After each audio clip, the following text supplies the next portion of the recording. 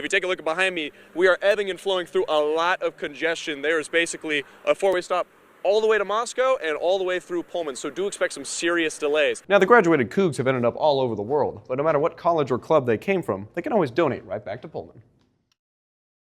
Now, because of Cougs' Give success last year, Spencer says that they were shooting for $1 million, and as of 11/59/59 yesterday, they hit that goal. Now, the first time I tried to contact the RSO office, I was inside talking with the manager about this time a few days ago, and they told me they're not available for an appointment, but they will get back to me immediately starting tomorrow morning. And yet after tomorrow came, everything was still radio silent. Now, one of these quilts could be coming home with you, and that's going to be via their raffle. And whether that's intentional or not, our voters' pamphlets seem to always end up in the wrong spot. So today, if you suspect danger, don't perk your ears, check your phone. In Billings, Agustus Marceau, MTN News. Snow is good for more than just sledding and snowballs, and to understand what it can actually do for our area and what happens if it's not there, I followed right to the School of Environment to see what they have to say. Now, these guys are still setting up shop for tomorrow, so we'll get out of their hair, but they will be open tomorrow morning. The rest of the forecast. Now, some of these places, I will admit, are actually going to be a little bit partly cloudy, but quite frankly, every time I'm in front of this, it's just supposed to be rain, and I just like the look of this. But the most important thing to note about tomorrow is it is going to be windy, folks. We're going to get about a high of 34 miles an hour winds. So if you're like myself, you're trying to protect that widow's peak, you might need a little bit of extra hairspray. I do want to say, Punxsutawney Phil has decided to say that we will get 6 more weeks of winter, and that is just not going to happen. Machinery hosted the 2026 Crimson Code Hackathon. This event gave students the opportunity to work on real-time projects outside of the typical classroom setting. Our reporter Becky Oberlander spoke to a participant about what the event provided for him. The meteorite is expected to sell between $2 million and $4 million. Rockhounds are crazy. Well, maybe Shaq will buy that rock.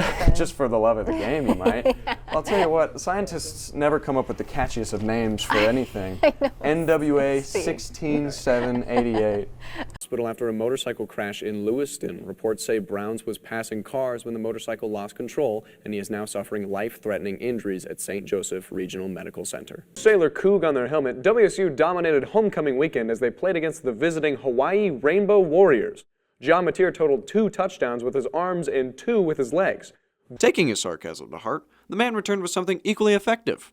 A tire iron. Stops. There's been a lot of happy campers out here as we've waited, but I'll send it right back to the desk with the Baxter, and I'll see you guys later. Game day brings in a lot of folks. Martin Stadium can hold about 35,000 people, and every home game, many Cougar fans come from wherever they ended up, back to the Palouse. Taking his sarcasm to heart, the man returned with something equally effective. A tire iron. Community. A place that... Okay, well, maybe it's not every time. It's pleasure serving. Well, thank you so much for being with us, Max. Yeah, no, any last little tips you would give anybody who's really actually trying to learn a skateboard? This is 45 minutes. If someone really wanted to take some passion into it, what would you say? Pluto or something like that. The new planet they found is something about like 3913BO387. And well, that just doesn't roll off the tongue. I mean, that's not a good address. You can't really make that work, no, can you? What would you name it? Yeah, are you going to come up with a new name? I'll call it Pluto 2. They're not dry. Come on. Let's get the the sauce. The sauce makes the type of guy that would say he likes Cane's, right? But it's all about the sauce. I've never tried it. I don't know. Oh, well, there you go. This Deaconess Hospital 50 years ago is home to one of the busiest ERs in Montana. I checked with the staff there, both past and present, to see what has hospital leaders so excited for the next half century. Billings Clinic has come a long way. It was just a really small, close, cozy place. The emergency department opened in July 1975 as Deaconess Hospital with only 3 beds. You just couldn't be alone. You needed each other. Joy Eshelman worked as a registered nurse in 1983 and saw a few patients a day. Fast forward to today, to the ER that now serves more than 50,000 patients per year, and a facility that has helped more than 1.1 million patients. And if they hadn't have built that new ER, I do not know. I don't think we would have got through COVID. It has been a lifesaver. Along the way, the hospital became Montana and Wyoming's first level 1 trauma center. And it's wonderful that they've got MRI and CAT scan and all of those commodities. Dr. Jeffrey Cooper started with the hospital parking cars and is now a neonatologist in the NICU. So it's very exciting to see the changes that have gone through since the time that I used to work here. So before, this used to be just an open parking lot. The ER was back there about 50 yards. We have larger rooms now. We have the ability for the ambulance to quickly arrive to get patients here.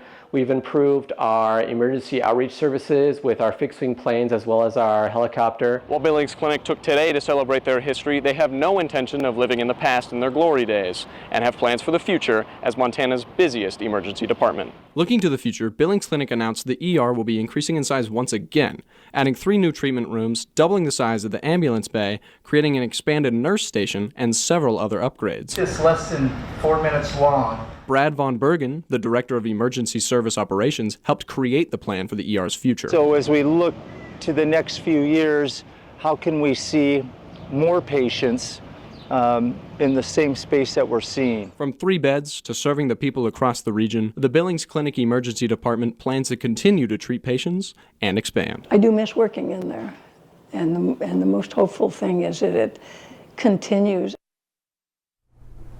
As of right now, no timeline was given for when the renovations will be completed. Get out of the Eastern Washington air and become world citizens. That one in particular was $3. This is too. But students aren't known for having a lot of money either. Found out that it was outside my financial ability to even, consider them. And these opportunities with WSU can get expensive when you live off ramen day by day. I heard around $10,000. Arlo Popa is a communications student that will be off to Ho Chi Minh with a few other students during her spring break after her trip to Greece fell through. All of our price ranges, and we get different levels of financial aid. It was out of our price range for all of us. Now, most of the trips do often cost a few $1,000s, but some would argue the price is the best you're going to get. For what the program is, it's not a ton of money. A fact that remains to be verified. We were able to do a trip to 3 different countries for less than $3,000. Dr. Tekla Schmaus intends on leading a group of people to Armenia this year, a place she's familiar with. To get those kind of rates, you need to know some Russian or Armenian. So I speak Russian. I've been told works pretty well as going classroom to classroom and just kind of doing a 5-minute spiel for students. Now, the information meetings that Professor Schmaus is talking about usually takes place in a classroom like this, where students can get a lot of information very quickly, completely for free, and there's no obligation to actually go. The problem is there's also no obligation to actually show up to these interest meetings, leaving a lot of these trips basically AWOL. Even students that get to go on trips completely paid for struggle to sit down and apply, meaning a lot of these trips extend application deadlines. Sit down, take the time to do this, and I just did not have that, so I just kind of kept putting it off.